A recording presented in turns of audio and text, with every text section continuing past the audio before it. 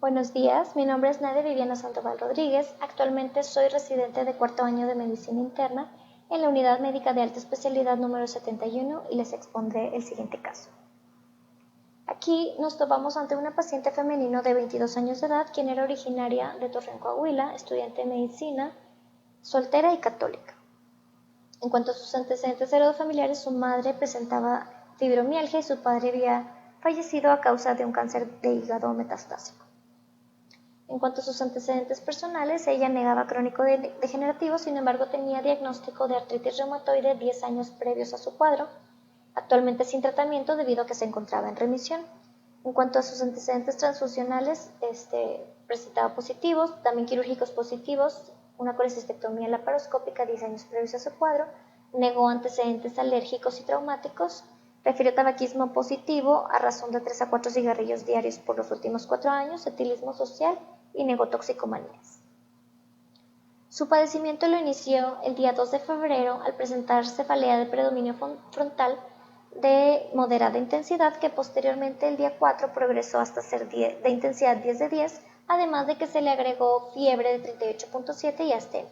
La paciente acudió a valoración con médico particular, le dieron tratamiento como para sinusitis, no especifica cuál, y se manda a casa. Posteriormente, conforme el paso de los días, se agregó presencia de vómitos de contenido gastroalimentario y persistió el cuadro hasta el día 8 de febrero, que además se agregó presencia de alucinaciones tanto visuales como auditivas, por lo que acudió nuevamente a valoración, fue internada.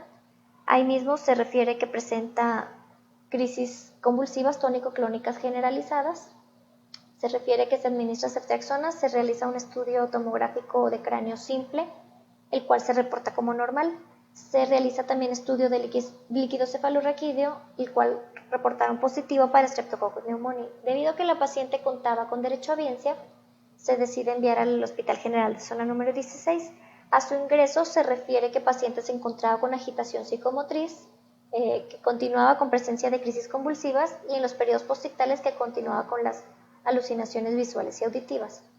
La paciente recibió tratamiento con cefepime, vancomicina, penitonina y diazepam, y debido a que no mostró mejoría, se decidió su envío a la unidad de terapia intensiva de la UMAI 71. En cuanto a sus laboratorios, a su ingreso, como relevante únicamente presentaba una creatinina de 1.34, una leucocitosis de 17.900 a expensas de neutrófilos, y en cuanto a líquido cefalorraquídeo presentaba una tinta china negativa, presentó características con una glucosa de 39 miligramos por decilitro, 155 proteínas, bacterias ausentes, sin embargo presentó leucocitos totales de 10, con un 80% de polimorfonucleares y 20% de mononucleares. Debido al diagnóstico de meningitis bacteriana, se le indicó un esquema antibiótico doble. Durante su estancia en terapia intensiva, la paciente continuó con crisis convulsivas de mismas características tónico-clónico generalizadas, sin embargo, sin recuperación ad integrum, por lo que se catalogó como un estatus epiléptico y se procedió al manejo avanzado de la vía aérea. A la paciente se le indujo un coma farmacológico con midazolam y propofol, se ajustó tratamiento anticomicial y se inició tratamiento vasopresor de soporte. Y aquí la primera pregunta: ¿cuándo se clasifica un estatus epiléptico como refractario?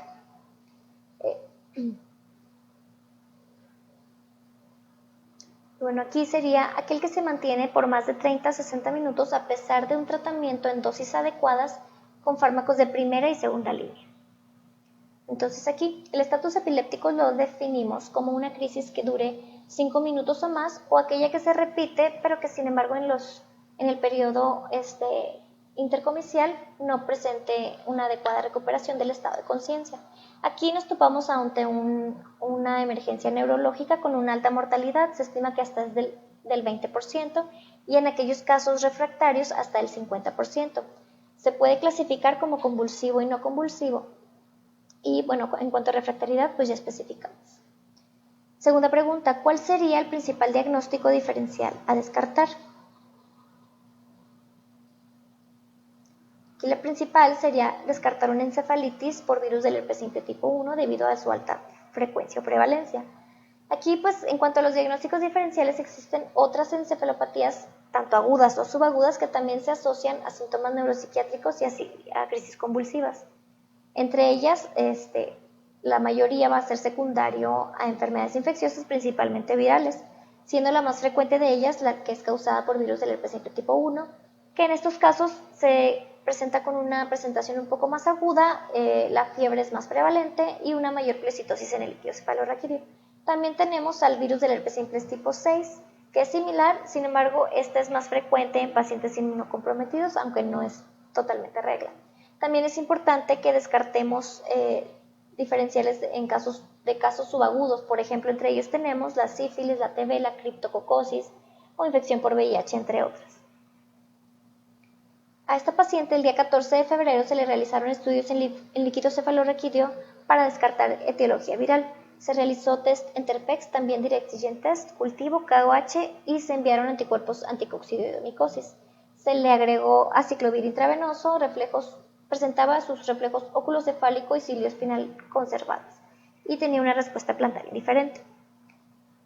Para el día 18 de febrero se reportó el GRAM, el KOH y los anticuerpos anticoccidiomicosis como negativos.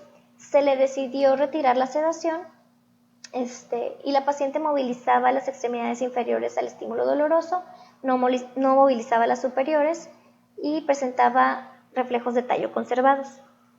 Al día siguiente, el día 20, la paciente presentaba apertura ocular al estímulo doloroso, sin embargo se encontraba totalmente indiferente al medio.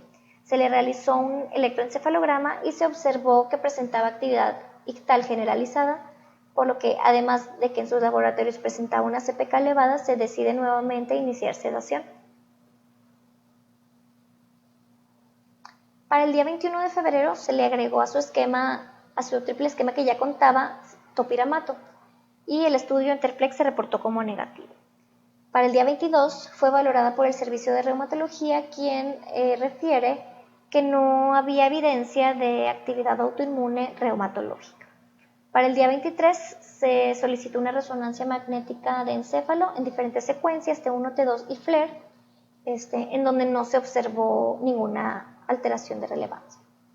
Para el día 25 se realiza nuevamente electroencefalograma en la que se observó actividad lenta generalizada sin encontrar como tal actividad epileptiforme, por lo que se decide nuevamente suspender la sedación para realizar ventana neurológica, a lo que posteriormente el paciente presenta nuevamente crisis convulsivas tónico-clónicas generalizadas, por lo que nuevamente se reinicia la sedación. Para el día 26 de febrero se diagnosticó como un estatus epiléptico superrefractario y se ajustó el esquema de los 5 anticomiciales y además se solicitaron anticuerpos antineuronales y se inició tratamiento con esteroide y con inmunoglobulinas. Siguiente pregunta, ¿cuándo se determina que un estatus epiléptico es superrefractario? Va a ser en aquellos casos en que se continúa o se repite ya más de 24 horas de que se inició el tratamiento anestésico. Para el día 4 de marzo se le realizó un gamagrama de perfusión cerebral sin presentar alguna alteración. Para el día 7, lamentablemente, la paciente fallece y es hasta el día 20 de marzo que se reportan los anticuerpos anti-NMDA en títulos altos. Siguiente pregunta. En cuanto al estado epiléptico superrefractario, ¿qué porcentaje de los pacientes suelen tener estudios negativos? Bueno, aquí vemos que es un alto porcentaje, que hasta en un 20% de estos pacientes con estado epiléptico refractario suelen tener estudios iniciales negativos. Este porcentaje representa hasta un 60% de los casos de estatus epilépticos refractarios de novo, los cuales se suelen presentar principalmente en niños o en adultos jóvenes previamente sanos. En cuanto a las encefalitis autoinmunes, ¿cuál es la más frecuente? Bueno, aquí la más frecuente, y fue la primera que se conoció o que se identificó, fue la que es por anticuerpos anti-NMDA.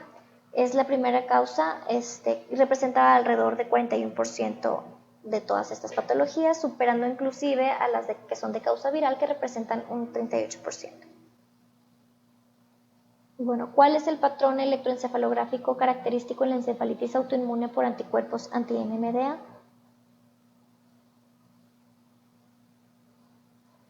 tenemos a un patrón que se llama cepillos delta o delta brush.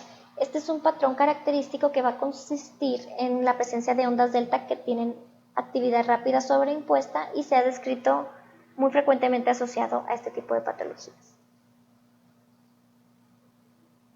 En cuanto a temporalidad, ¿cuánto es el tiempo necesario para criterios de sospecha de encefalitis autoinmune?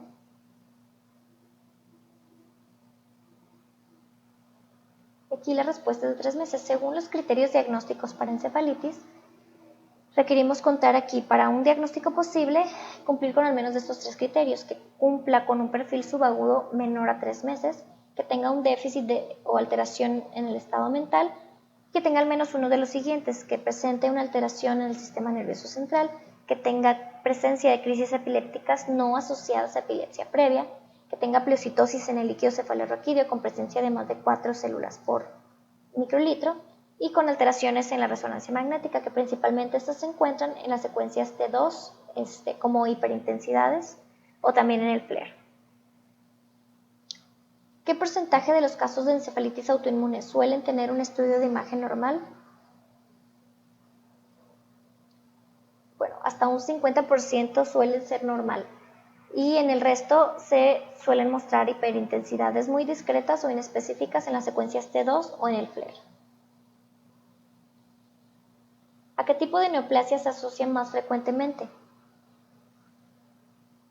Aquí principalmente se va a asociar en el teratoma ovárico. Se estima que hasta en un 55% de las mujeres mayores de 18 años con diagnóstico de este tipo de encefalitis presentan este tipo de neoplasias. En el hombre pues es menos frecuente, hasta en un 5% de ellos puede presentar un proceso tumoral y suele ser un carcinoma testicular de células germinales. Y bueno, ¿cuál es el principal esquema de tratamiento para la encefalitis autoinmune por anticuerpos anti-NMDA? Principalmente va a ser la resección del tumor en aquellos casos que se presente, pulsos con corticosteroides, inmunoglobulina o plasmaféresis. También las otras respuestas son parte del tratamiento, sin embargo no son de primera línea. El rituximab y la ciclofosfamida forman parte del esquema de segunda línea y la acetopina como de tercera. Y sería todo. Muchas gracias.